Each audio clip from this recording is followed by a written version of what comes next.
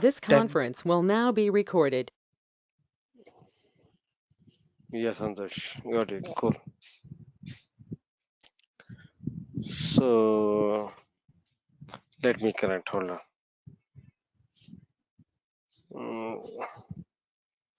So these are all problems because of the user profile folder that I have messed up with.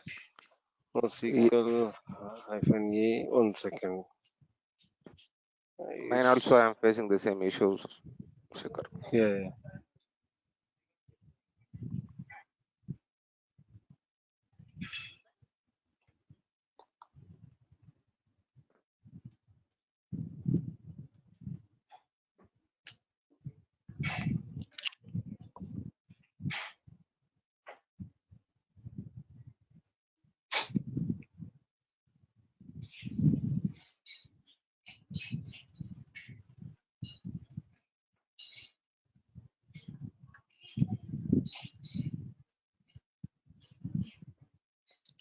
Okay. If you want to clear the screen, what is the command?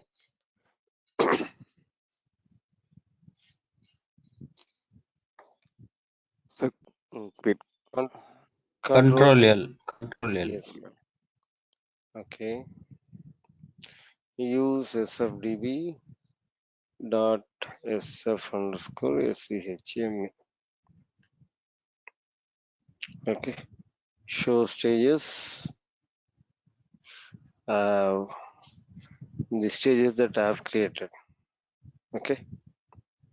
Which are internal. Both of there are two of them internal. One is external. We'll go back to the external later. Okay. So now, if I want to look at the contents of the stage, I can say list at the rate of my stage or percentage table name or tilde. There are three of them. So I don't have anything right now. So, and we talked about how do we put the file into the stage is put command. We have seen this, right? Put file Yes. colon slash slash. Let me get. And this put command only works with SnowSQL. You cannot use the put command from what do you call web UI. Web. Can anybody guess why we cannot use it from web UI and only from this particular SnowSQL?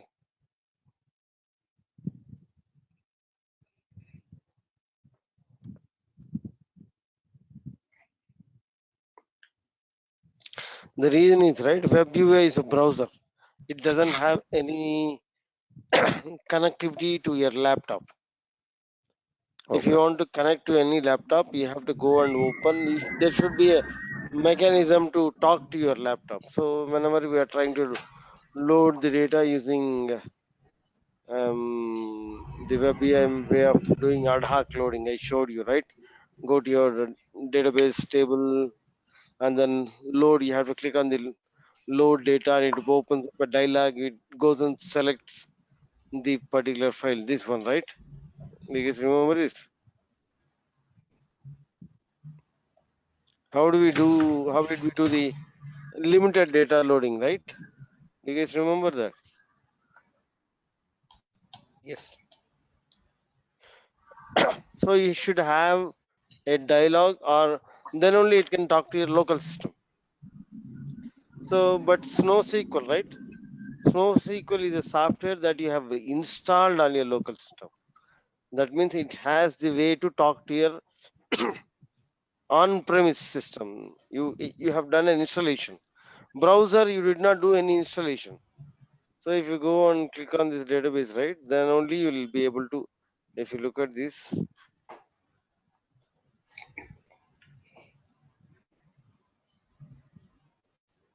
okay,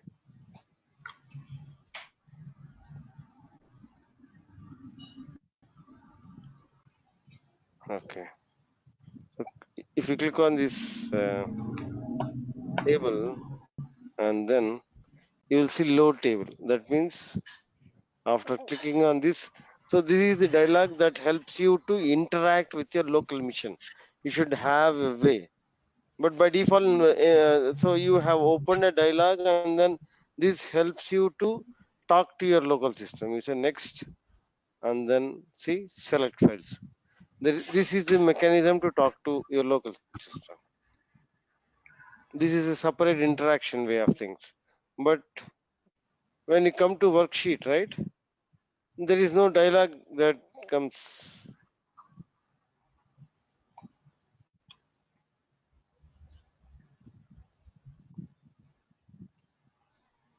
One second, guys.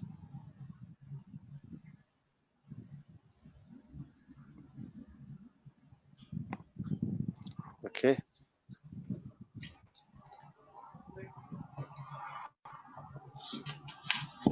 Yeah, I'll use the same command from there, put command, right?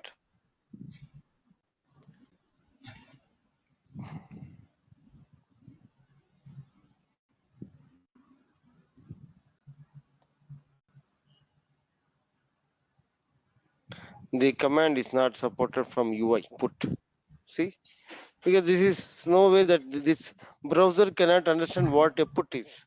But you have installed this NoSQL, so it can interact with your local machine, your OS, because you have installation done, the command line interface. So that is the reason it can talk to your local machine and get you the data to whatever stage you want. Okay. Is are there any new folks today who joined by any chance?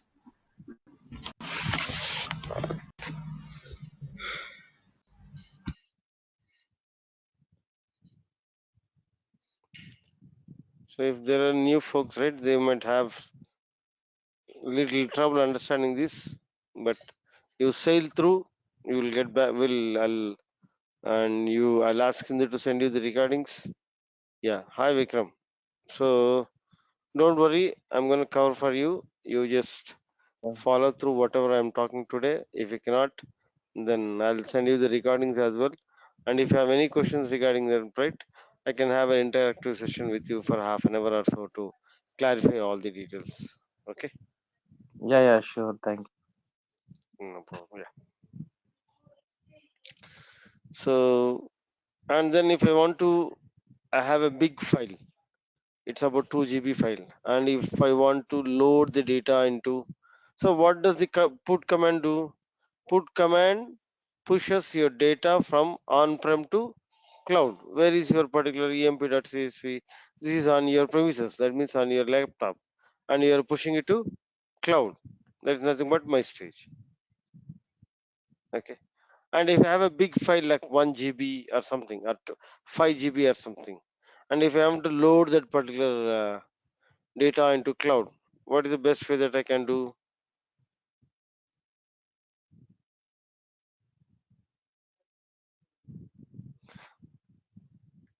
So there is another option parameter called parallel, and parallel you can have 99 threads max.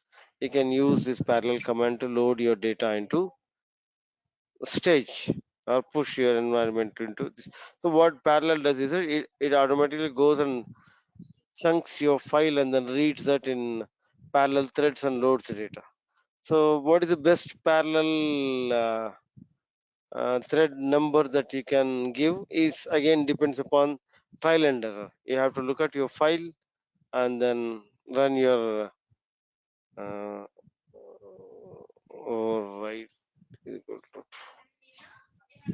So you have to go and then do a trial and error and identify what is the best optimal thing. How do we do that? If you run right, you will get to know how much time it took to load your data.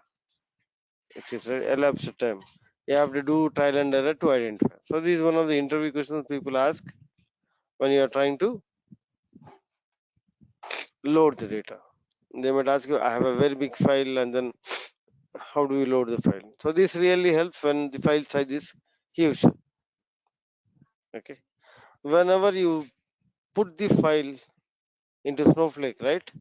Snowflake automatically encrypts this particular file and then compresses the file and loads it. See, right? emp.csv, emp.csv.gz. No problem. Okay, remember this parallel option. Okay, and then so whenever we are trying to do a bulk loading, right? This is, I think this is where we have stopped. We have done the ad hoc web UI loading, and then we stopped at the bulk loading. Am I correct? Shekhar, I have a question, Shekhar. So, Mm-hmm. regarding Mm-hmm. the parallel, right? How do Mm-hmm. we determine the number? In this case, we have given parallel equal to 2.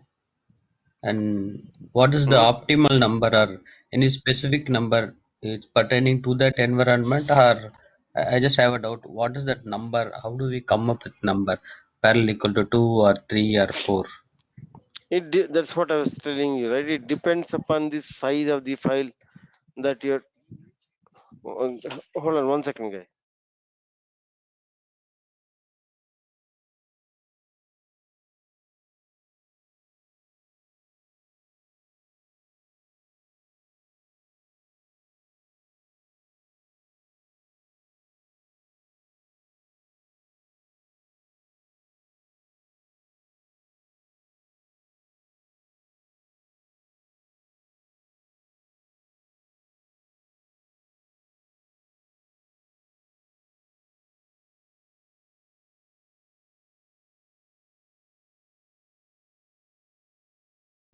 Hello.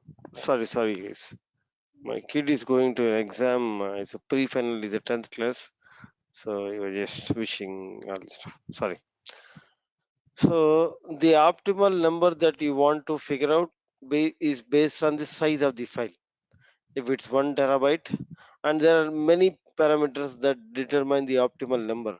If you're running from a 1 GB RAM laptop, if you're running them from a 16 GB RAM laptop, because this parallel utilizes your RAM to push that into stage.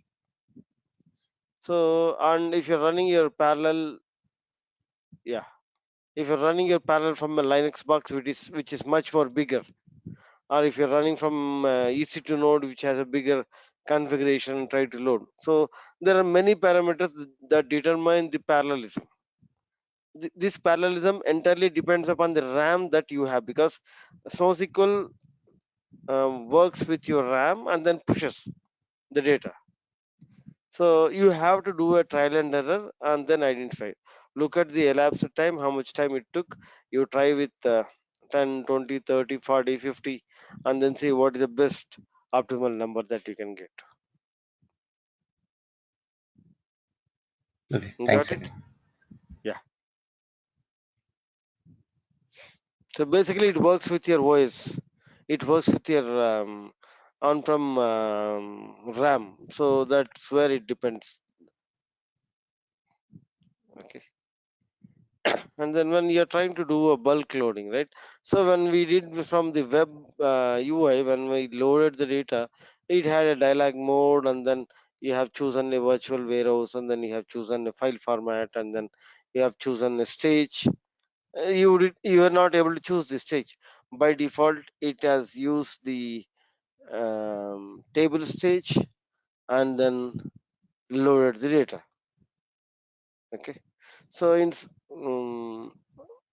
then if you look at this, right, the same thing you have to do it manually when you are trying to load using the bulk copy command or bulk loading. That's what we do.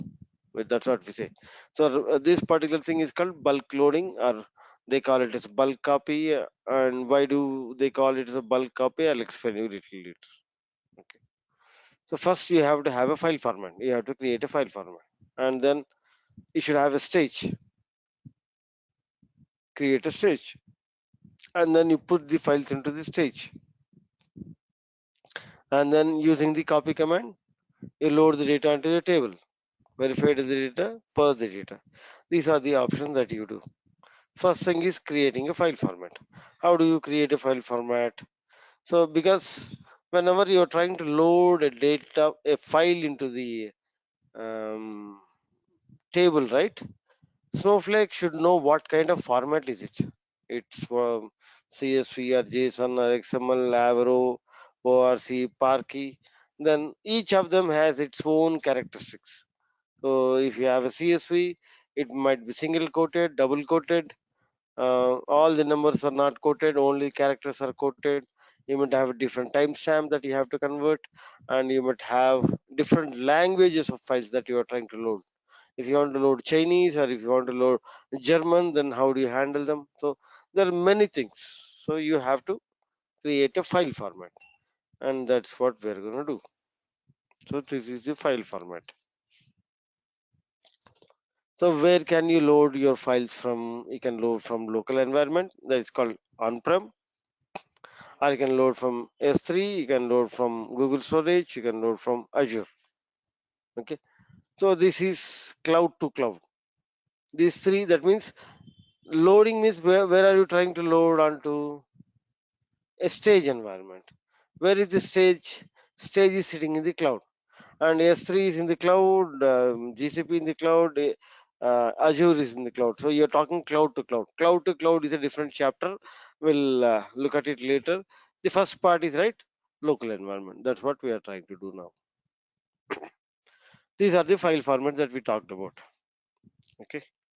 So if you have a separate set of encoding, what kind of character set? That is UTF-8 is a default character set, which is an English character set that handles all kinds of stuff. If you want to have a different character set, there are many character sets that you can choose and then load. Meaning, if you want to load a different characters like Chinese or anything, you can choose that.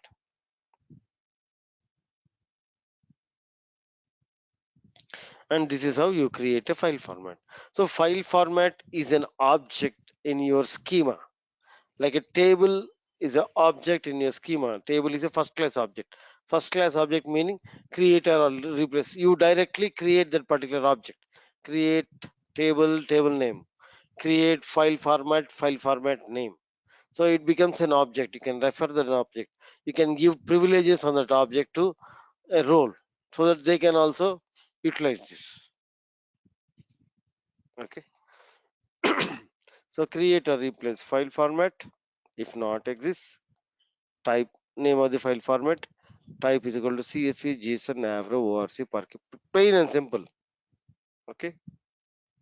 Once you have created the file format, right, there are a lot of formatting options that you can choose from. Compression is equal to auto, record delimiter, field delimiter, and there are file format options for CSV, formatting options for JSON, formatting options. So if you look at the slide deck, you will have all the details based on your stuff. Okay. So these are all the details for CSV. Date time for escape, how do you handle null characters, field optionally enclosed by, that means if you want, if your file is having single quotes or double quotes, when for example if you have an address column, they have address commas in the address. When you're trying to parse the CSV, right, how do you parse the CSV?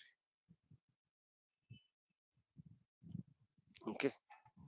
So then they'll double quote the address. Once they double quote the address, you can have commas inside, and we set them optionally enclosed by double quotes. Okay. So an error on column count mismatch. If you want to make sure that the number of columns that you are trying to load is equivalent to the number of columns that you have in your table, this one instantaneously fails if they are not matching. Or if you're partially loading to some of the columns, right, then you have to make it false and then load it.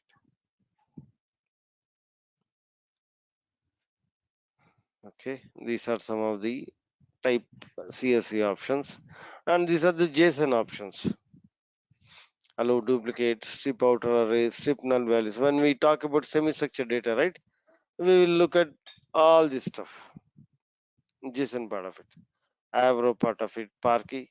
So we have the next session is loading semi-structured data from on-prem to your cloud environment, and we'll look at all the other options of JSON. Okay, or the semi-structured formats. Okay. How do you create a replace file format? And file format is not single word, file space format. You have to remember that my CSV format type is equal to CSV, field delimiter, what of the comma or something. If you don't give a field delimiter, it goes, it takes comma the default value. Skip header 1, null if null, empty field as null, true, compression. So, and then the default, so the people ask you in interview questions, right? Um, is it mandatory for me to give the file format for loading the data into your table? It's not mandatory. If your file format is of type CSV with a basic formatting options, that means no header, they don't have commas in between the fields, like address is not there, plain and simple, comma, comma, comma, comma, and if it's nulls, that should be fine. It automatically loads the data into a table.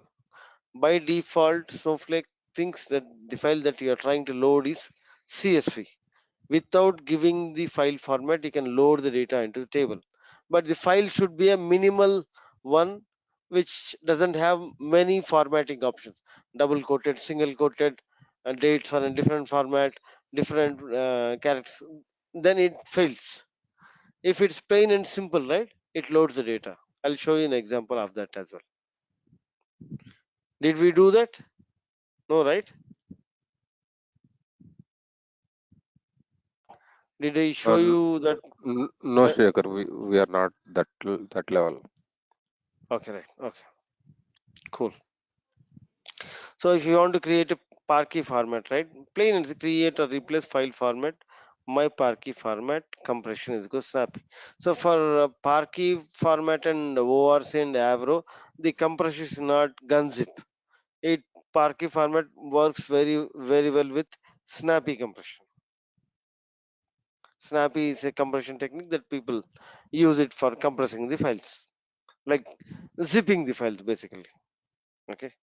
If you want to create a JSON format, create or replace file format, name of the file format, type is equal to JSON. Done. So this is some of the examples for Parkey, and then this is some of the examples. Yeah. One more important thing that when we talked about the stages, right? What did we talk? What is the advantage of having a named stage rather than the user stage and then the table stage? Can you guys give me some example? The user stays and I mean table stays. These are the like by default. We cannot do any manipulation. I mean DML System operations on. given stages. Yeah, Yes. system given stages. Okay, and then So the named stays and another one yeah, is like yeah, these two named stays we can able to do some like DML operations. We can do some updates and deletes. on the named stage. Yeah, named stage. Yeah, we have two stages, right? Like permanent and temporary. Yeah, Two things. both of them, forget about it. Both of them are named stage only. So what is the property of named stage? How can you do a DML operation on named stage?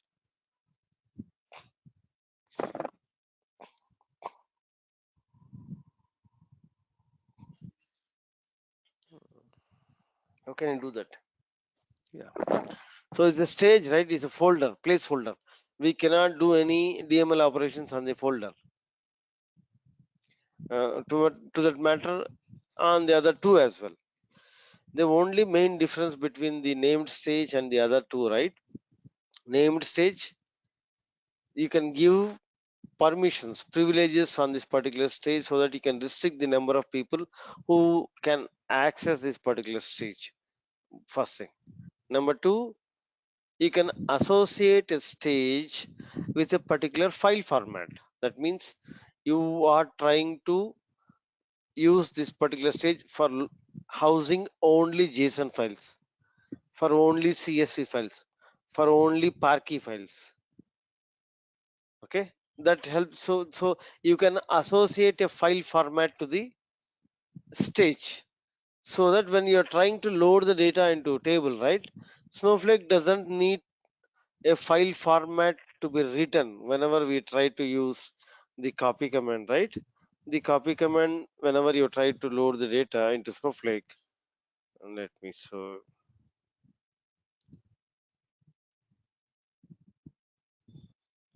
Yeah.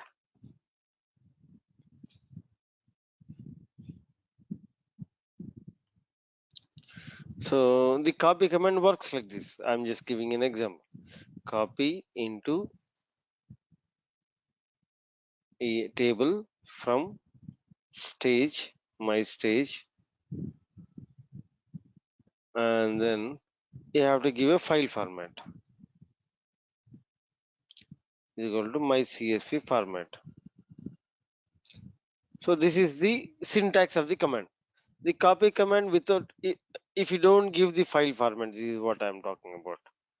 So if your file is a simple CSV file, it automatically loads the data into Snowflake into this particular EMP table. And if it's not a simple CSV file, it throws you an error that I'm unable to parse this. So by default, if your file is simple CSV, it loads the data into table. I'll show you an example. If not, you have to give the file format.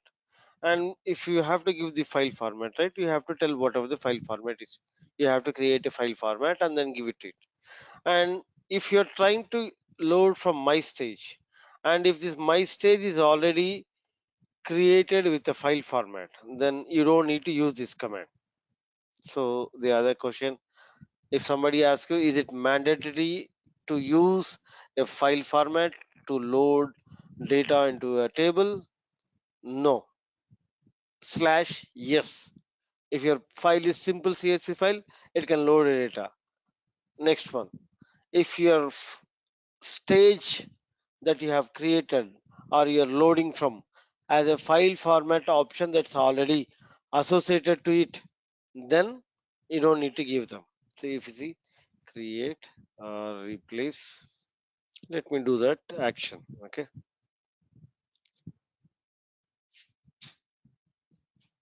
stage,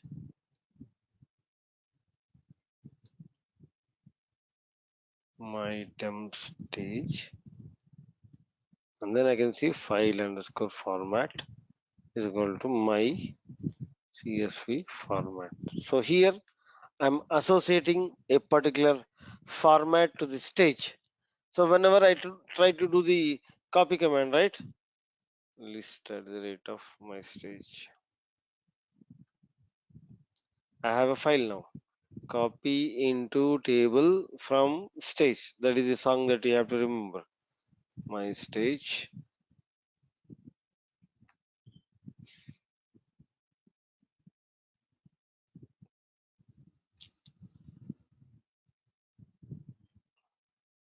Numeric value EMPNO is not recognized. So let me see my file format. My CSV format. So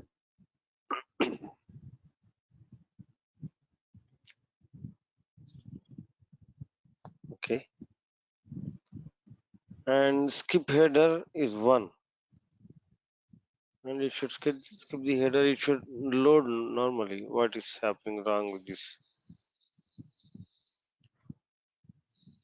So the mistake is that I am trying to load from my stage, which is not having the formatting option already associated, because I did not load the data into my temp stage, right? That is the reason. Temp stage.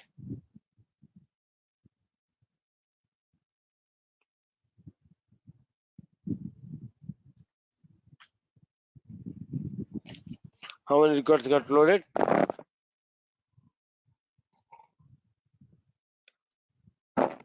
15. When I loaded from my stage, it failed because it didn't understand the file format, in which it did not know how to parse that file and load the data. It threw me an error. The moment I have attached a file format to the stage and then I loaded the data, it automatically used the stage file format option and loaded the data. So this is one more advantage if you are trying to have a named stage. In the named stage, you can associate a file format to the stage itself. Are we clear?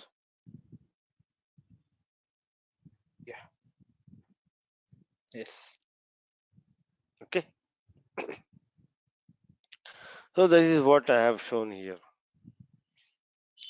Create or replace temporary stage, some stage name, file format is equal to, I'm using a parquet file format here. I'm associating a particular file format to a stage here. Okay. And then whenever you're trying to load the data, right, it's not mandatory to have a file format. There is another way called free form. Type is equal to CS. You can write on the fly. You can use the formatting option like file underscore format is equal to type is equal to CSV field. All the formatting options can be written inside this particular parenthesis and then load the data. So I had a student, it was my second batch or third batch. So he is a military person, senior guy. So he learned from me and then he joined a company and they were using the edition that we talked to, VPS edition. And after going there, right, he had a tiff with his supervisor. She was a lady, and then they didn't get along well from day one. Something happened. I don't know what happened. And then she gave an assignment to load 65 files into the different tables. So this is your target. You have to finish in 3 days or 2 days. That's what the goal. And then she did not wantedly give the file format access to this particular guy. And then when he's trying to reach out to her, right, he sent a mail that I'm not able to load this particular data, and then I don't have the access to file format. Which file format I have to use?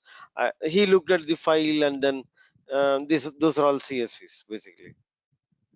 And then he called me, Shaker, this is what is happening. That lady is not responding. Then I told him, why don't you use freeform and then load the data? I told him before, he couldn't remember that. And then what is freeform? This is where you go ahead on the fly when you're trying to load the data, look at the file format and identify what kind of file is that, type is equal to CSV, and then give all the parameters like optionally enclosed by and all this stuff. Okay. And then if you don't know how to create a file format, but by looking at the file format, you can figure out, right? Go to the web UI and then databases. This is the one, right? There is a file format here. Create, and then you choose all of them. Test, public, CSV, auto, comma. It's, for example, it's not comma. Think that there is a tab separated, and then there is another one, new line. You have a skip to header one, and then fields are option encoded by double quotes, and the nulls you want to handle them as just null, and then shows equal.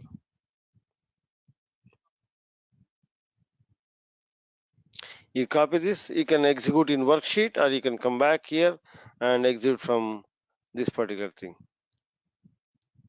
Skip header is equal. You have the syntax. If you are unable to identify the syntax, right, you have all the syntax here. And if you look at it, double quotes, right, field optionally enclosed by, and if for double quotes it uses a different number, /042. For single quotes it uses a different 041. So you have to use this when you're trying to create in your SQL or something. So you can generate this SQL, get the SQL, look at it. If you want to modify something, modify, and then create. That means if you don't know the syntax on hand, you can use this particular thing as well. That's what I'm trying to tell you. Okay. So you can use this syntax in the free form type whenever you are loading. Record delimiter, skip header. This is what I have shown here, right? Type is equal to CSV, field is removed. So skip header is equal to, if you don't know the file formatting options, you go to your create file format and then choose whatever you want. You have the syntax, use those formatting options inside this particular thing and load the data.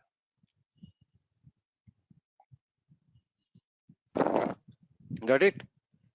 So he was able to load 64 in single day because all of them are same format. They didn't have any differences in the format because when they are trying to generate the file, right, they generated in the same single format. And he loaded all of them. And he asked me, how do I load?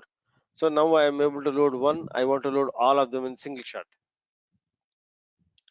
And I helped him to write a small shell script to do that. So this is how you can do that if you don't have any file format. And people ask you in the interview, can I load the file without a file format?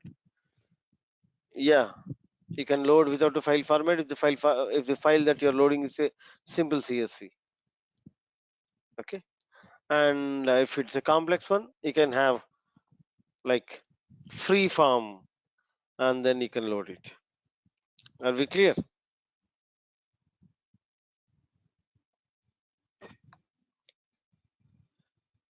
Okay. Yes. Okay. So there are a lot of things that we have to talk about. Many scenarios. Let's talk about it as well. The first one is how do you put the files into the stage? Put file path at the rate of folder wherever your folder is, and then load it into this one. And make sure you the stage that you are using, the folder that you are using, doesn't have any spaces. Like Windows, or normally when you create a folder in Windows, right, you might tend to have a space. If you have space, it's gonna error out. Make sure the folder doesn't have space. Okay, this is in Linux environment. Okay, so once you put your files into the stage, right, what is the advantage of having stage? Did we run queries on this stage?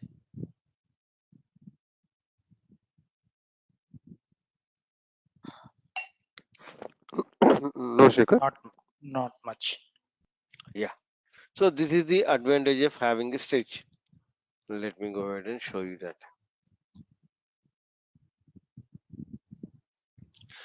So list at the rate of my stage. Okay, and then I can say select $1, comma $2, comma $3 from. I can read this file at the rate of my stage.emp.cs. See, and then when I read this file, right? So this is a file. The stage doesn't know the name of the column. So when you're trying to read, you have to use $1, $2, $3, and then what number? If you have 30 columns, you have to use until $30. Okay.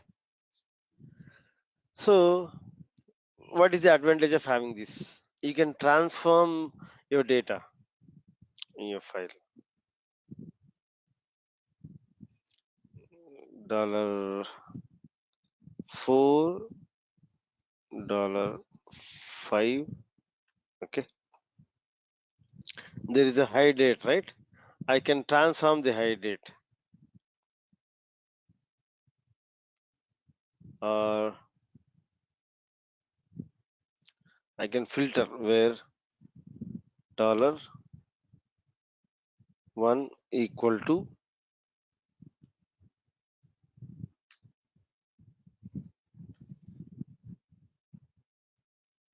okay. So whenever trying to read the data in the stage, right, you have to associate a file format because you have to tell Snowflake, how do I parse this file? If not, see, whenever you query it from this, right, it's showing the header as well. So it's not able to identify what this particular thing is. If you associate a file format here, file, yeah, and you have to remember, guys, whenever you are trying to read from a stage, the file format should be written little different. File underscore format is equal to greater than symbol, single quotes, my CSV format. Whatever the format that you have to use in single quotes.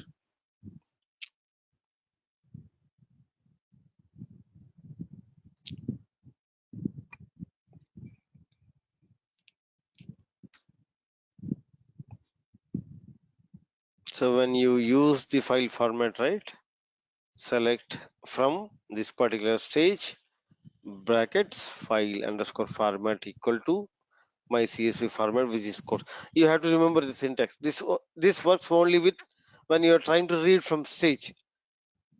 That means you are trying to query $1, $2 from stage. If you are loading the data into stage using copy command and you're using the file format, right? It doesn't ask you to write this way. You can just file underscore format is equal to my CSV format. You no need of codes or anything. Plain and simple. But when you're trying to read and then parse your data in the staging environment, then this is gonna work like this. You have to use file underscore format equal to greater than symbol single quotes this one. Okay. So now you see, right, there is no header here because in our file format we have done skip header is equal to 1. In my CSV format I have told skip header is equal to skip this header. Now I can go back and I can say to date. I don't know how this works. I have to give the format or not. Let's see. It fails. Yeah, so it by default converted the into date format. The Snowflake date format is YYYY and then EMM and DD. So it automatically showed me when it converted into this particular. You can do all kinds of actions here where $1 is equal to 7844. See, you can filter the data. And if you have a big file and you have to load some set of data into one table, some set of data into another table, and with different columns, you have now $1, $2, $3. You got a file with 30 columns. Okay, and then you have to load 10 of them into one column, one table, and the other 10 in other table, and the other 10 in other table. Because when they're sending you the file, you have 30 columns with you, but 10 of them you have to chunk it out and load the data, and you can use the transformation here. You know the first 10 columns should go into one table, so you can load the data. Okay, so this is something you can do. And then guys, you're able to follow me, right? Yes. $7. I need a yes from everybody, guys, please. 8. Okay, so I am not using it. So I have this data, and then using this particular thing, right, I can load the data into table as well. Insert into EMP. How many rows? You can still use the DML commands from here, but insert into EMP is a serial way of doing it. When you use copy command, right? Copy, I'm going to use the same thing.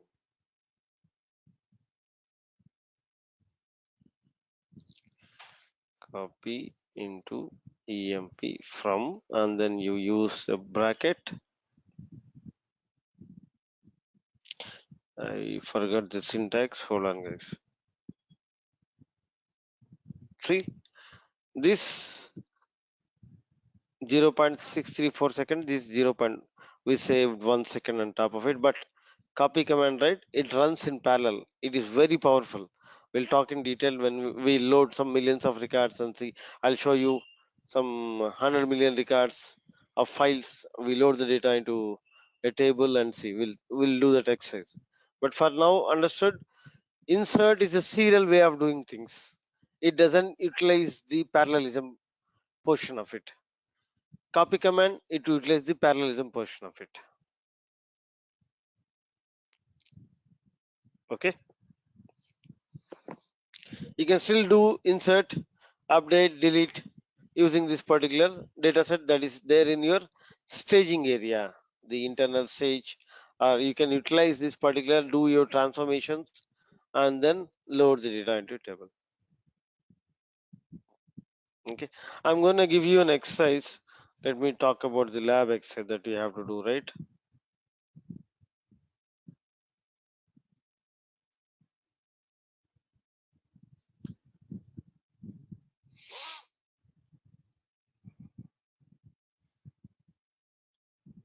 Okay, so this is what it is. Let me show you. So you have to build a data where a simple fact and dimension tables like this. So this is first you have to download from, I'll give you an URL. Let me go back.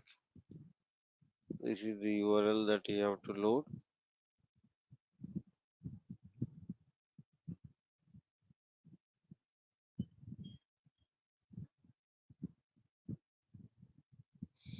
I don't know whether this URL still works or not. They change it sometime.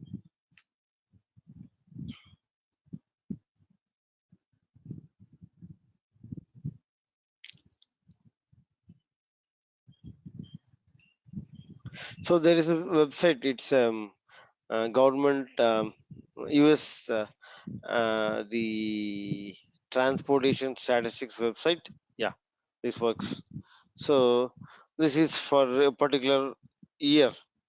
It shows you what are all the flights that have been the flights that happened between one destination to other destination. Okay, you have to download all of them, all the columns. Okay, and then there I have given the columns for you as well.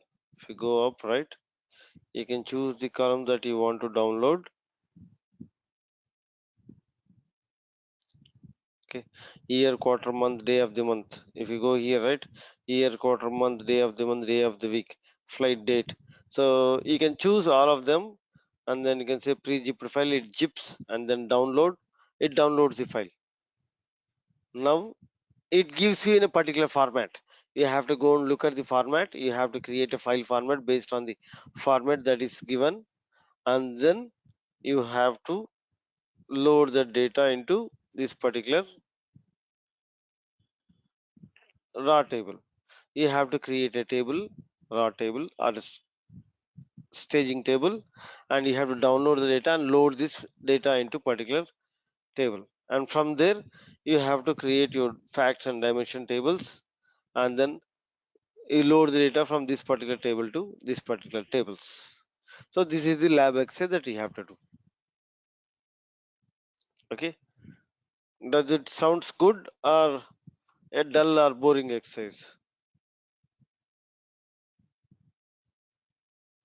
Sounds good, Shikhar. Okay, so you will get to know what kind of file format is it, and then whenever selecting, right, you might have selected 50 columns, and you have to know which particular column that you are trying to load into. So and then you load that data. How do you do that? When you want to have, you have about 40 columns you have selected, and when you're trying to load data into 30 columns, how do you do that? Shekhar, for this exercise, we need to create all the tables, right? Yeah, Periodic team and career team. sorry, All the tables we need to create, right? Then without we need to creating the use tables, the joins, right? how can you load the data? No, no, no. What I'm asking, we need to write the joins queries also for this, right? I don't want you to run report on it. I want to extract the data and load it into the table.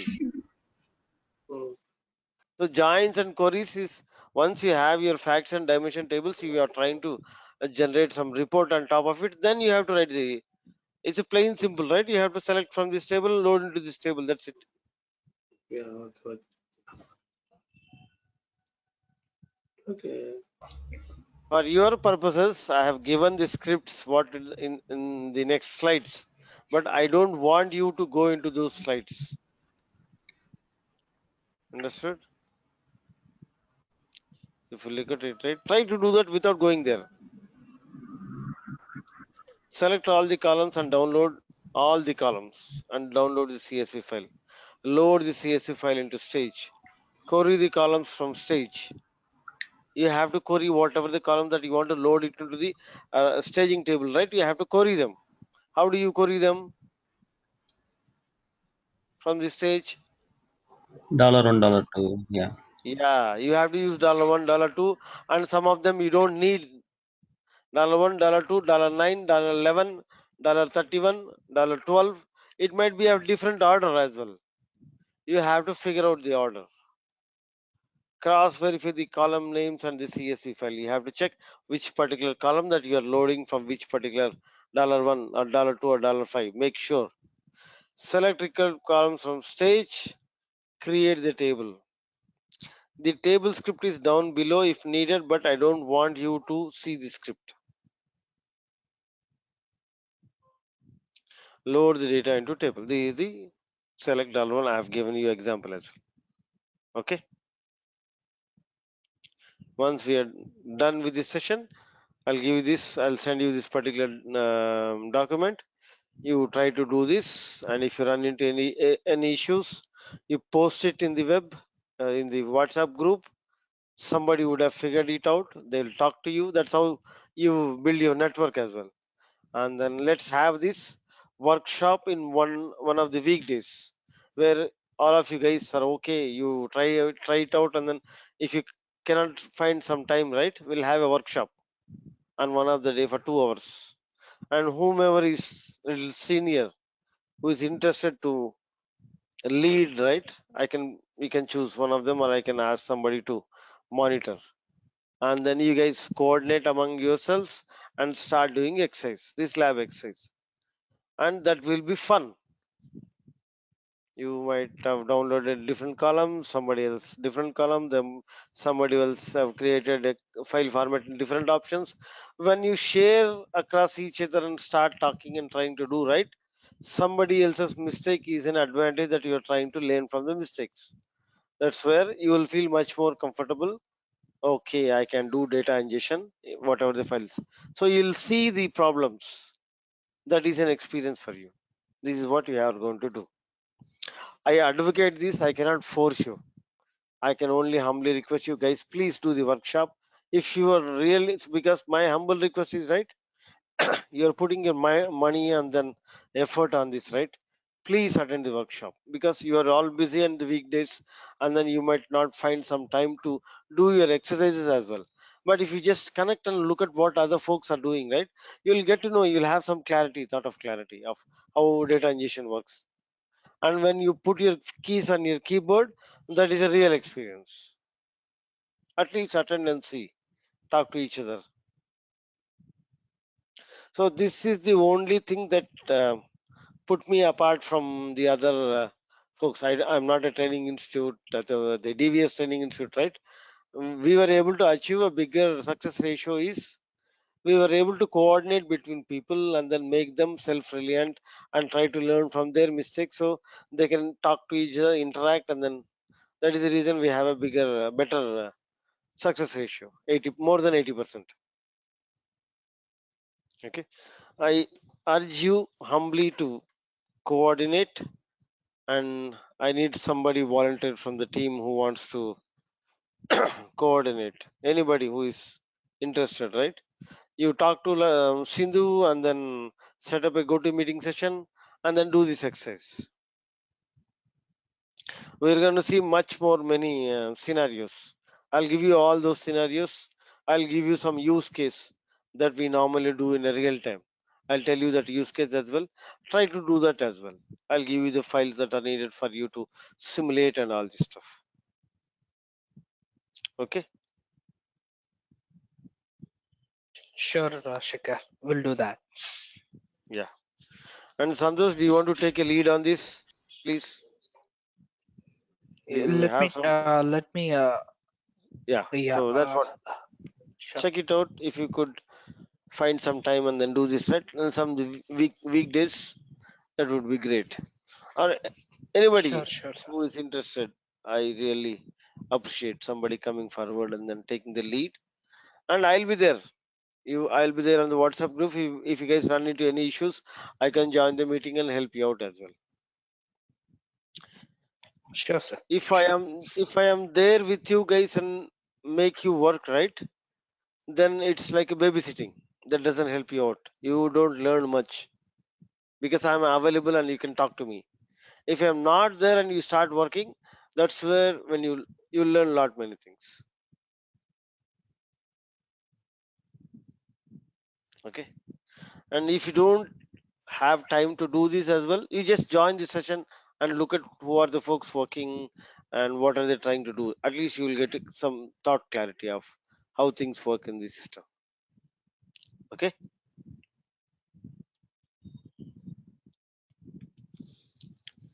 And then Sure, sir. coming back, yeah, thank you. So this is the one we talked about, right? You can query the data from your stages. Where is this? Okay. And it can now I'm reading from my stage. I can read it from a temporary stage, I can read from table stage, I can read from any other stage. Instead of this dollar, I'll use tilde slash. I'll choose percentage EMP. The same thing holds good for any of the stages. I've given some examples how to read from different stages here. Okay. And then so loading subset of data.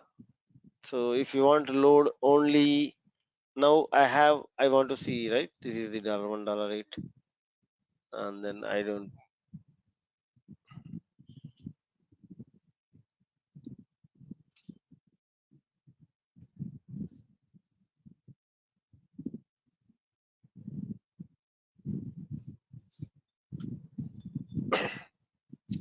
see if I want to load only department number 10, right?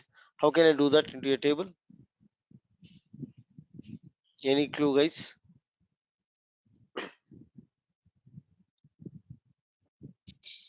Can give Yeah, a filter for department. Yes. Filter yeah, Yes. class that, Yep. So how do I filter the department? Can use a using where $8. class? In the where class? Yes. How do I use the where class? Where and then Dollar $8 equal to We can just $10. give the $8 dollar right, equal dollar right equal to 10. $8 equal to 10. So, Raj, are you from Kerala? No, I am from Hyderabad. Your accent sounds like a Malayali accent, so that is the reason I asked No, I'm I'm brushing just now actually, so that's how it you. is Oh, sounding the same. okay. Yeah, man. So you gave me a clue. If I want to talk in Malayalam, then I can brush and talk, right? That's how it happens. Okay, cool then. Yeah. So you can use $8 and then you can filter out $8 equal to 10. So you can load a subset of data when you have from the staging environment. You can filter and load as well. That's what I was talking here. Okay. And then you can have when you created a table with auto sequencing, like with the id number, you normally generate a unique number and load the data, right? If your table is like this, column number, auto increment, start one, increment by one, and column two, column three, column four, right? When you're trying to load this kind of data set into your table, right, you don't need to use column one. You can start from column 2 because column 1 is auto populated. So when you're trying to do, you can have a subset of data, copy into, and then select $1, $2, whatever you use, insert into emp or copy into emp, and then you can have brackets. Instead of emp envo, you can start from ename and then the other things, something similar what you write in your insert statement, right? We have seen this, copy into emp. And if you want to load a subset of data, instead of employee name, think that employee name is an EMP number is an auto increment thing. You can write e name, comma, job, comma, MGR, and then from. So $1 is the employee number. You don't want to use that. 2, 3, 4, and I don't want to use any of the other things. You can load like this as well. You're partially loading the data into a table. It depends upon the use case. I'm just giving you some scenario which doesn't make any sense, but if you have a scenario like this, you want to use only this particular data into another table which has an auto increment kind of thing, you can use like this. Okay, and these are the functions that you can use. You cannot use all of when you're trying to transform in the staging area, right? You cannot use all of them, but Snowflake has supported you to a very good extent. These are the functions that you can use: JSON, CHR, RPAD, trim, and all this stuff. So when you describe this particular table, right, employee table, let me show you one example. Advantage of having this one, right?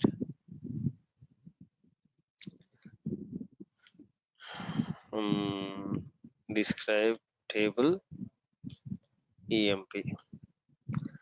And if you look at this hire date, right, this is a where char, where char, whatever. And then whatever you load is a character, it loads the data. What if it's a date and the date format, it takes only a particular format, something like select $5 from @ of my temp stage.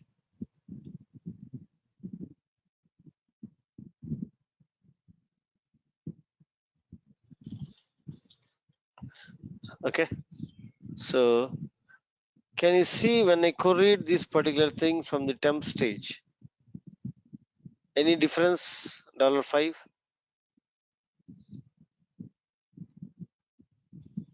It was And a I can come default format. my Is stage. YYMMDD. Any difference between these two things? I queried from my stage, and this is the data set. I queried from temp stage. This is the data set. Any difference, guys? Can you see any? Point out any differences?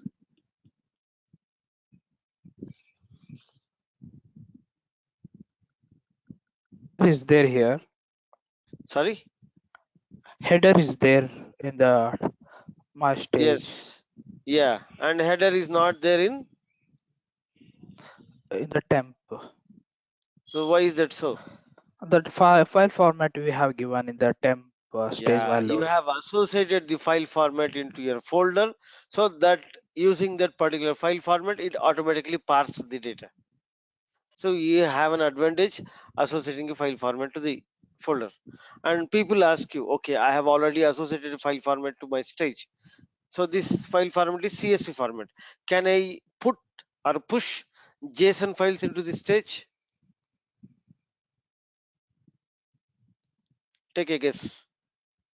No, we cannot. It Sure. doesn't read. Yeah, it doesn't Yes, read at we all. can. My question is, can I put a JSON file into this stage? Yes, we can. Yes, we While can. we are reading, we could free flow formatting. No. Yeah. So no, that is a different story. My question is, can I put a JSON file into this folder which is having a association of CSV?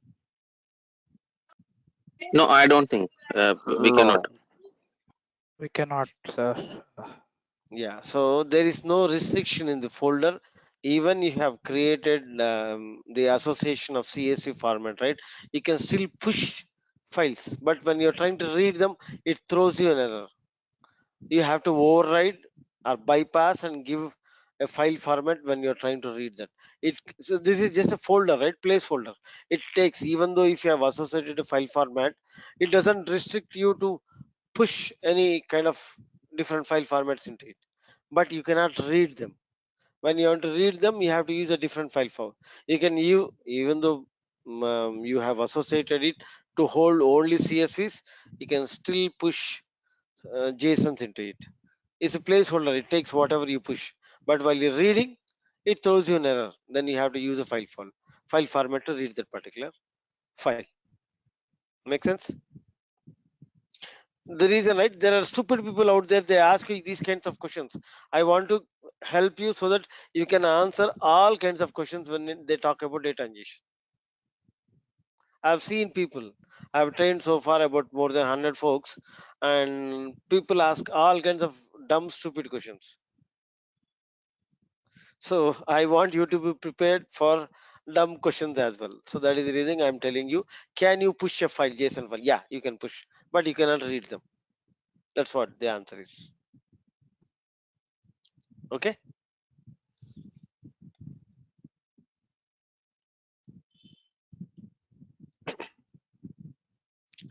So coming back, so yeah, I was trying to do something and then I forgot. So the $1, right? And I want to, if for example, my format is the date format and it doesn't, so out of these particular things, right? If there are some dates which are hyphens and some dates which are slashes, I'll show you an example. Okay.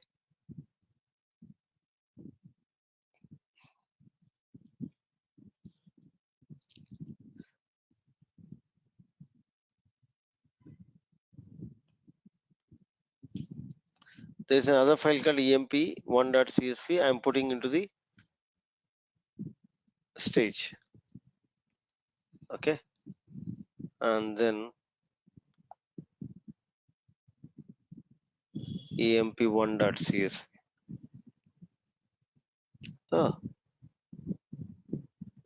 no, so my temp stage. Sorry, guys. Can you see the dates, the formats of the dates? Are they all good? No, is improper. So when you are trying to load into a table, employee table, and if I have created the hide date as a date, does it take this kind of formats automatically?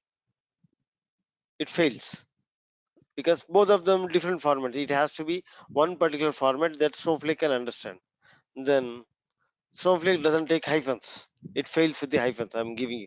We'll do that exercise as well. But to show you how to replace, right? Replace, and then I'll say comma quotes hyphen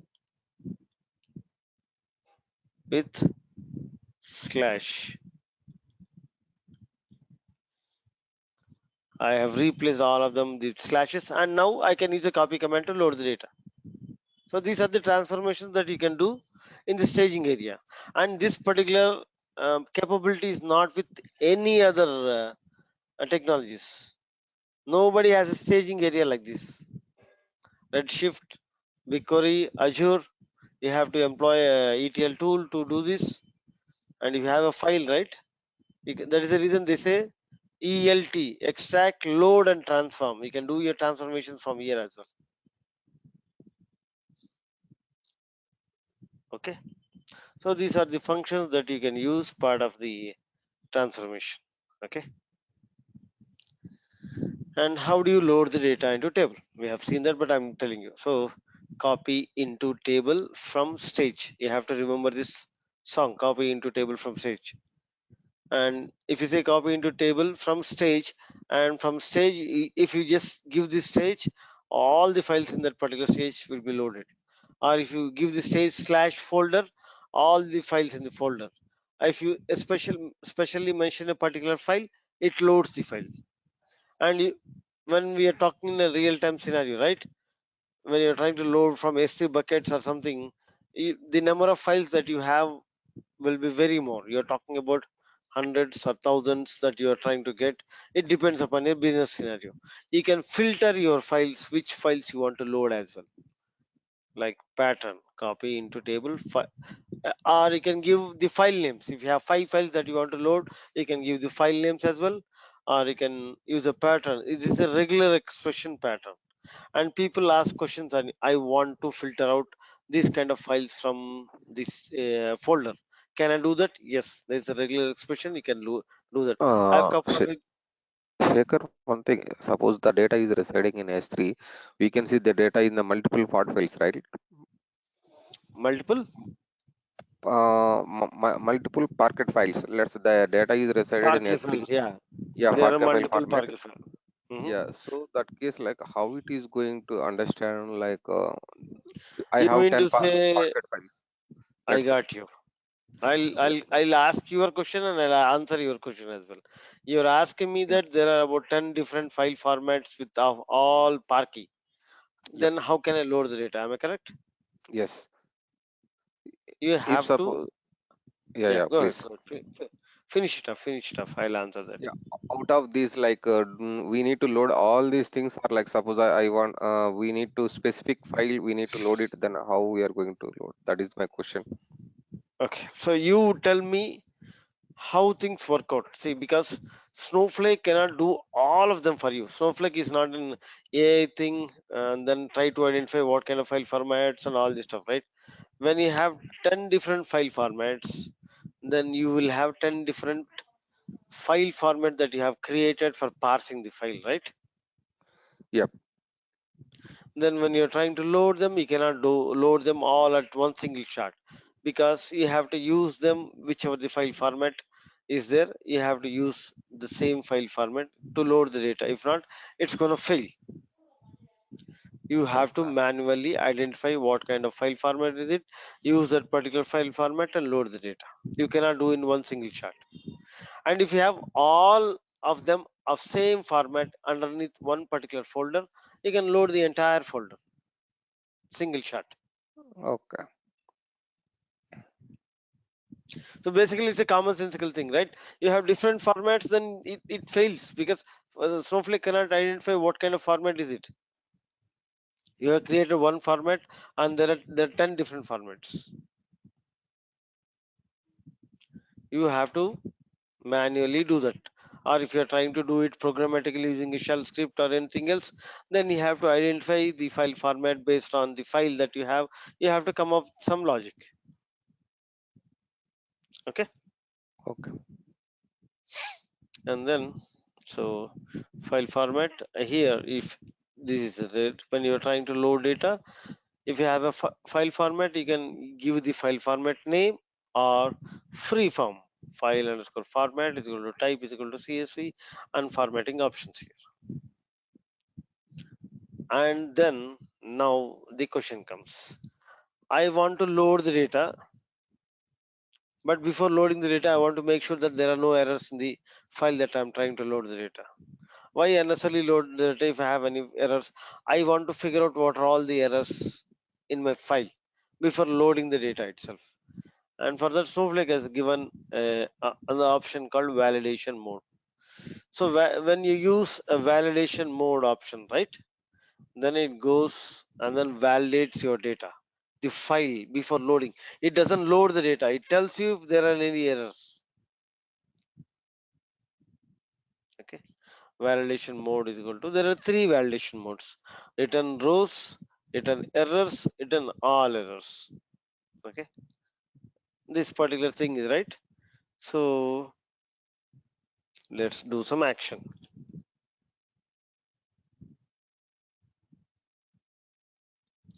Okay, so I'm gonna create a table, employee table, right, with date. I want to simulate this, right? 1 second.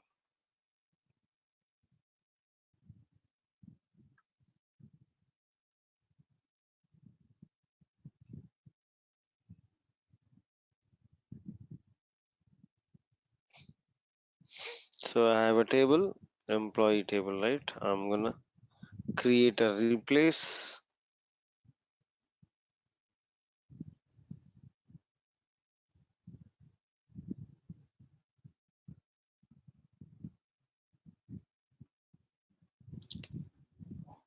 cancel worksheets.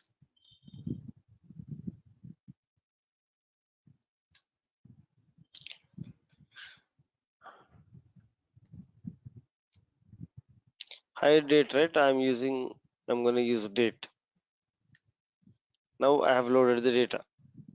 So now coming here, I have list at the rate of my temp stage. I have emp.csv, emp1.csv. emp1 has this kind of things, right? Where hyphen and then slashes and all this stuff. So I'll use the same command. Where is this copy command?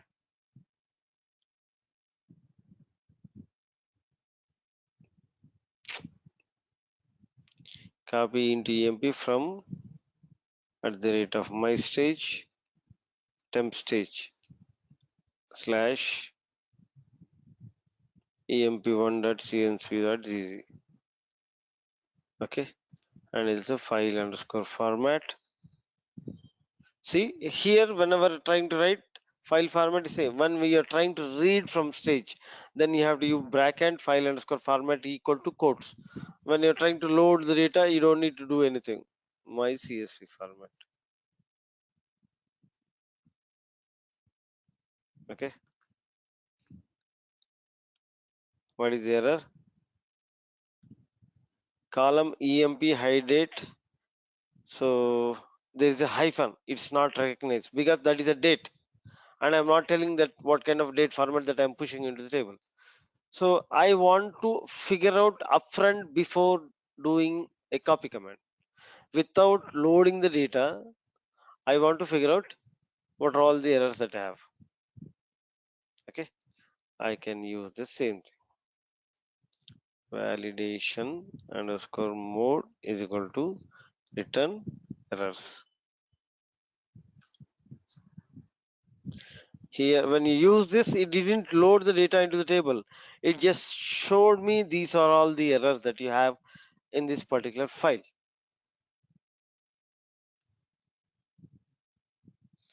Yes, are you able to follow me? You can make use of validation underscore mode is equal to return errors. Okay. And where is my, hold on.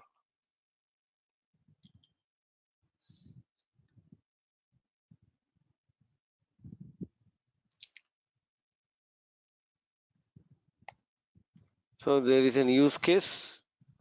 This is normally that you do in a real-time scenario, right? Load a file into the stage. This is the use case.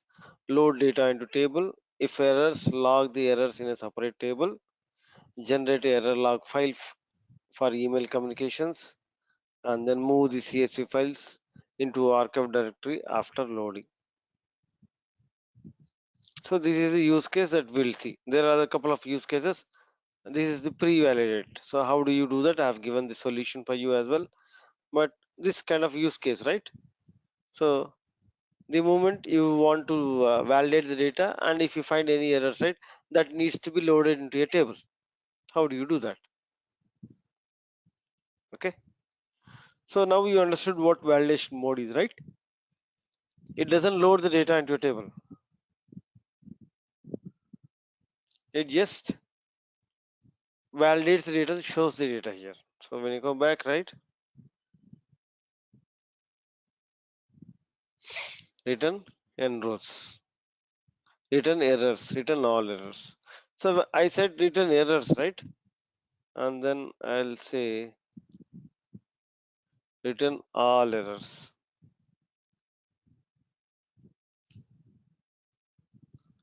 I still see only 4 rows.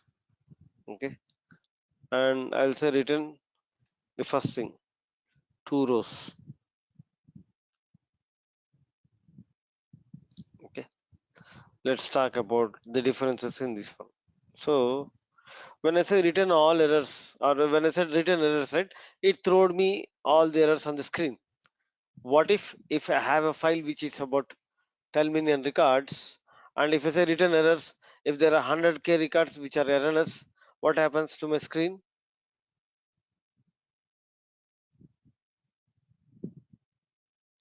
Is any clue? When I run that, and then it has about 10,000 records of errors. It keeps on scrolling in my screen. That doesn't help me at all, right? I just want to validate them. It shows me all the errors. And if I want to save them somewhere else, I can save them somewhere else. I will show you how to save them. But there is no point in getting about 10,000 records or 20,000 records on the screen scrolling, right? You cannot figure out anything unless until you want to store them. So the most performant way of doing thing is return n rows. You just want to check if there are any errors in this particular file, and if you say return two rows or return one row, and if there are no errors, it shows you the first row of the file. If there are any errors, it shows you the row number of that particular file which had the first error. When we talked about this, right? When I went there, so row 4 column emp hide date. So in my data set, the first error is at row 4. It did not give me. If I change this one to my instead of emp, right? emp1 has proper data set.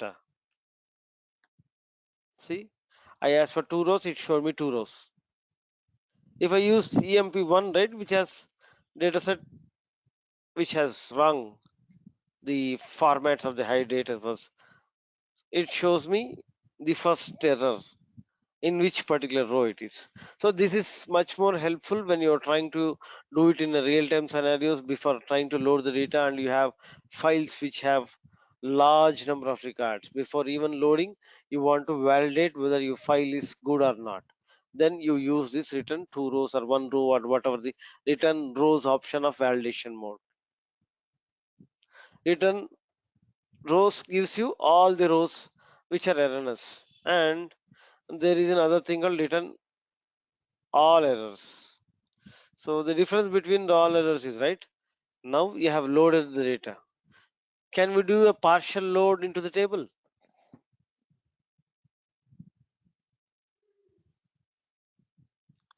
leaving out the erroneous records, and can we load only valid data into a table? Guys, I'm asking you a question, you have to answer me, please. Uh, Yes, I think. Yes. Yeah. Hope just so, it sir. is possible. Hope so. Yeah. Yeah, on error we have looked at when we did the web UI loading, right? On error continue, on error skip file, on error abort statement. I have shown you the 3 load options, right? Using that load options, you say on error continue, it loads the valid data. And then you have a scenario where at every 1 hour you are trying to load the data. So you have loaded, you said on error continue at 8 o'clock. At 9 o'clock, you have on error continue. At 10 o'clock, when you say validation mode is equal to return all errors, it goes and gives you the errors that happened at 9 o'clock, it happened at 10 o'clock, sorry, 8 o'clock. It pulls all the data from different files that you loaded into the table, right? In the metadata, it knows what is the file that it has loaded. It keeps track of the errors, and then it it shows you all the errors of the previous 2 runs as well. That is what return all errors is. Understood?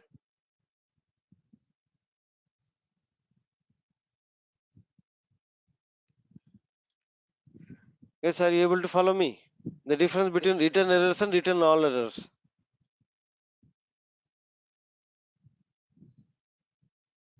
Do you want me to repeat again? Yeah, Shekhar, can you just repeat it? So now this copy command, when you use the copy command and load into the table, right? And when you are trying to load, you can load partially as well, telling that on error continue. Now, whenever you have a job scheduled at 8 o'clock, you got some data, there were some errors, you loaded partially.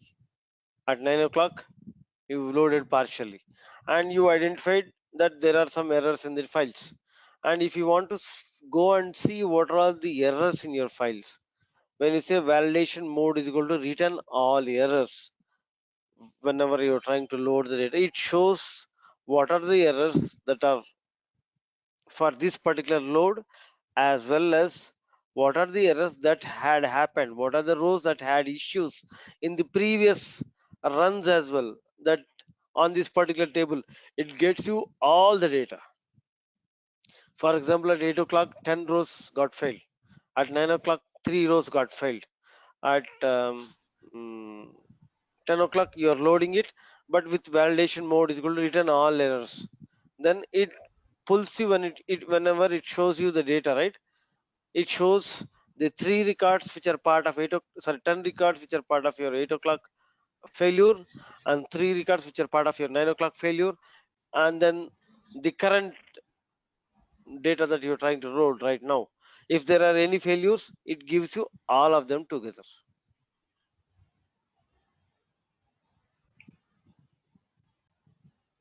Got it? So it basically debugs, the erroneous record from the file. So It, when you yeah. say Shekhar, Mhm. for the second run, uh, after finishing the second run also, if we run this one, it will give the error of the first file as well.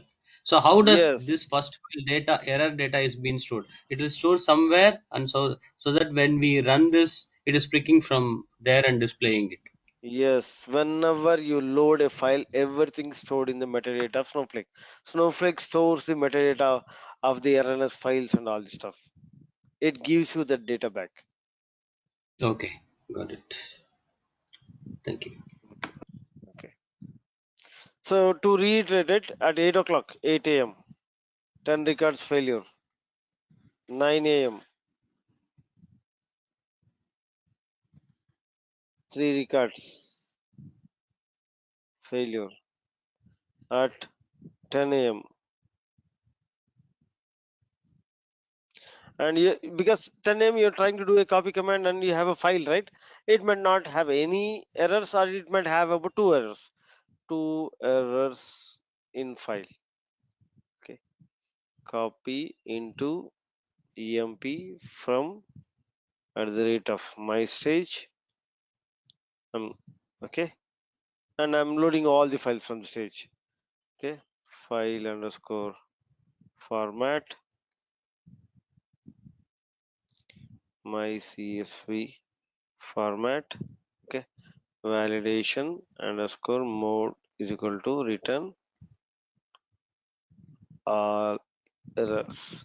You can give this particular thing in quotes, or you can write without quotes. Both of them works. Now it gives you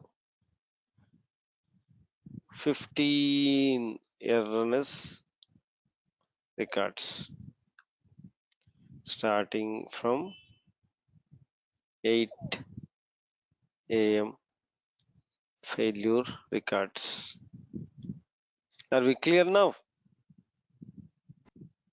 So, for in case in all three runs we have a similar record failed, all same. Do we get the duplicate records in the failure session, sir? Yeah, definitely. If you are trying to load duplicate data, that means if you're trying to reprocess the same file, that's what you're asking me? Right. No. If we are trying to reprocess the same file, it fails. It skips the file. It doesn't process it all. Okay. So even if We'll there is see. some delta in the Yeah, that is the next scenario that I'm going to talk about. We'll see that as well. Okay. So now it's already, if you guys think that it's full for you, right? You can take a break and continue in the evening session. If not, I can continue. It's up to you.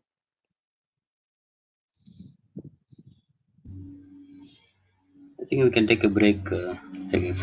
Okay. Yeah, too much for you guys. I know. Yeah, because Shekhar, there are many scenarios. So the reason is, right, people come and ask you. So there are two things involved when we talk about data ingestion, right?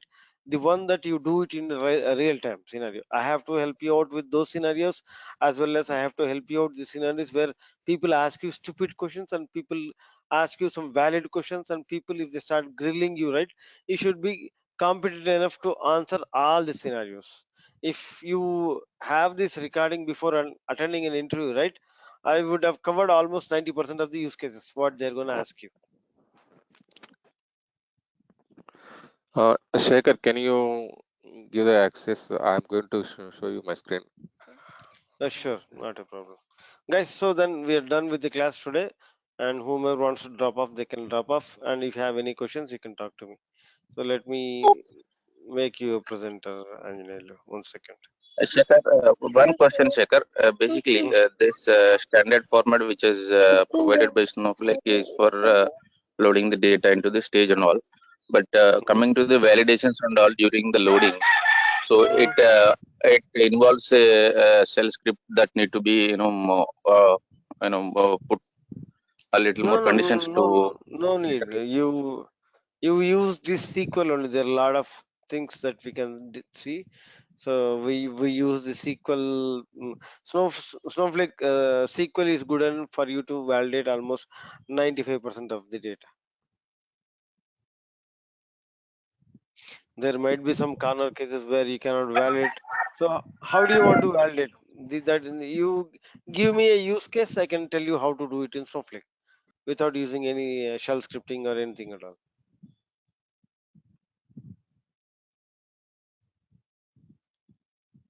You And understood, right, Raj? Yeah. Yes. There could be some scenarios to filter out the data during the load. So which are You get me a scenario, I can tell you. See, yeah, we sure. cannot. I will. The Yeah. problem is that we cannot talk very vaguely, but I know how to resolve the issues. I have been there, done that. We do ingest about 263 terabytes, means you can understand what kind of scenarios that I have gone through. I have seen many scenarios. You get me a use case, I'll tell you how to resolve it in Snowflake itself. So when you're trying to load, right, the most thing is try to handle everything in Snowflake so that you have the metadata with you. You can see what kind of data that has been loaded, what is the file, that number of errors that happen in a file, how do you read that erroneous records. You try to manipulate inside Snowflake so that you have complete control on the data. When you start employing the third party things, right, the you don't have the metadata of the third party thing, then you have to store the log and you have to read the log. So the number of pieces that you have to handle become more. Are you able to follow me? Yeah. Try to handle as much in your Snowflake environment. If not, then there is no choice. But if you can get me a use case, they can help you out. Okay. So Anjaneyali, I'm just making you a presenter. Shekhar, I do have some doubt. Sure. Yes, Vikram. Go ahead, please. This is my first class. Actually, I'm already working on this Snowflake, but there were so many things that I was not aware, so that I thought of joining for this. So may I know this is how many days that we have already done for this training? No. We just started. We had the architecture class, and then data ingestion. I just started, and then we are continuing. This is a weekend class, right? I'm also working, and then I'm not Okay. able to satisfy people or so in the weekdays. So I requested folks who have joined to continue in the weekend batch. We have only one session done before, Vikram, so I can give you the recording of it. And the data ingestion we started a little bit. And anyway, if you know SnowSQL, Snowflake, right, then you can pick it up by just looking at hearing my recording itself. And if you have any questions, right, you can ping me or you can call me. I can talk to you in private and explain you if you have any challenges or if you have any questions. I'll send you Actually, out. yeah. Actually, the project which I'm currently working, right, we are almost doing same as what we are doing in Oracle SQL, like views, views, DDLs, tables. Almost all the things are same only. But only the most important thing here is the architecture. Yeah, can you please add me to the group, to the WhatsApp, and also send me that recording so that I will go Oh, through this definitely, weekend. definitely. Monday onwards, I I thought Yeah, of. yeah. So sure. You look at my architecture. I have given a very extensive details about the architecture part of it. So I have Okay. explained in detail to folks as well. You go through my recording. My recording is sufficient for you. You should be good enough to understand. And if you think, if you have any questions, right? I have my number is there in the WhatsApp group itself. You can call me or leave me a message in WhatsApp whenever I'm free. I can call you back, and then we can talk. Okay. And the course duration is 30 days only, right? 5 weeks. 5 weeks. I mean, Yeah, okay, okay. yeah. Okay. You are working, right? There are many things that I need to talk about, and then you have seen my session today, right? I go very Yeah, extensive, and then I talk about all scenarios. yeah, this is what expected. Yeah. Okay. I'm old student to DVS. This is my Okay. third training I'm attending here. Oh, very good, very good, very good. Cool. And Yeah, then the other thing, right, guys, you are paying to DVS very economical. I charge 30K when I do freelancing because I talk to them, and the content is the same. There might be couple of uh, issues that I talk to them separately, but 99% content is same. And if I want to deliver all this stuff, right, then this 5 weeks is also not sufficient. It might spill into 6 weeks because the number of questions that are being asked in the class, I cannot cut them off. The point of learning is, right, you have to get your questions answered, and if it's relevant, then the other folks can also get benefited out of it. That's what I follow. If somebody asks me a question, and then if it's relevant so the other folks can also understand, I answer that. If not, I'll push it to the end of the class so that I can answer at the end of the class. So this Q&A kills most of the time, which makes me to fall into 6th week as well. So I'll try to cover up as soon as possible. And if I run into any issues, right, I may request you to join any weekday to clear up the backlog kind of thing. Okay. Go ahead, Anjali. uh, Sorry, I kept you waiting. yeah, yes, Shekhar. Hmm? Just one second. Today I am facing issue while connecting the through CLI. Yeah, this is here. This is my databases I am created. Okay. Mm-hmm.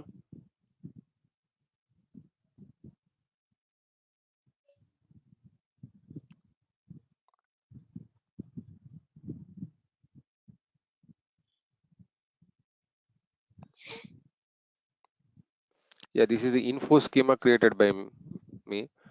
Yeah, go ahead, please.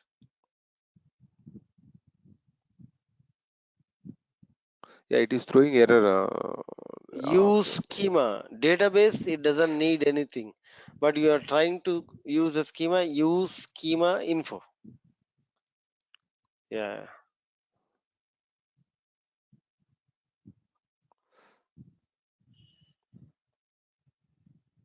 Or you can directly my database.info. If you say Yeah. that right, then it automatically goes.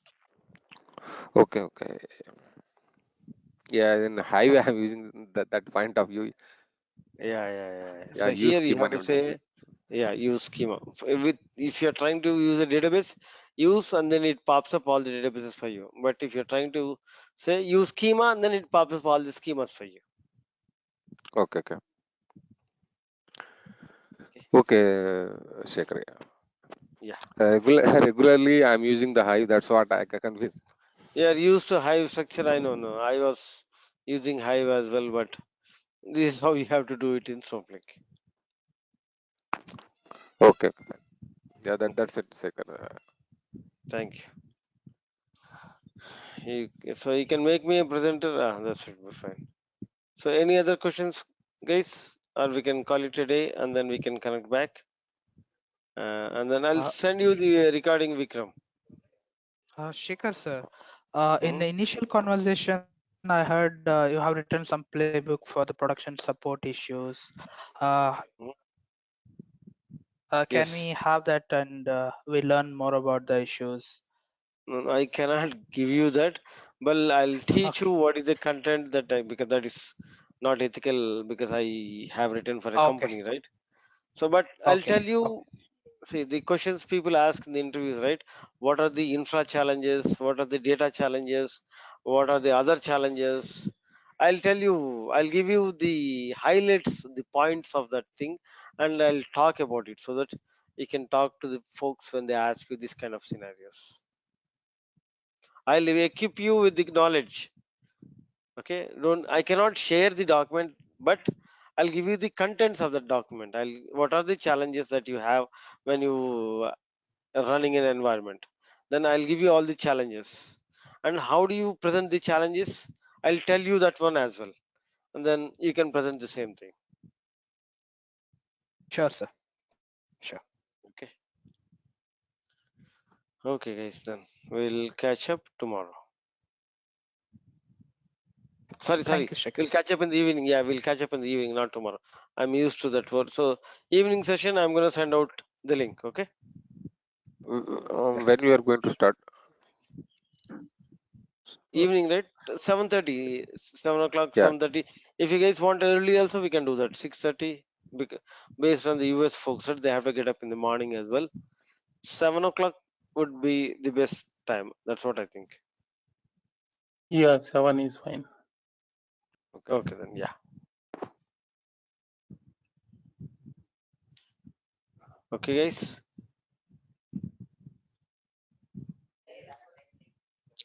Bye then. Yeah, thank you.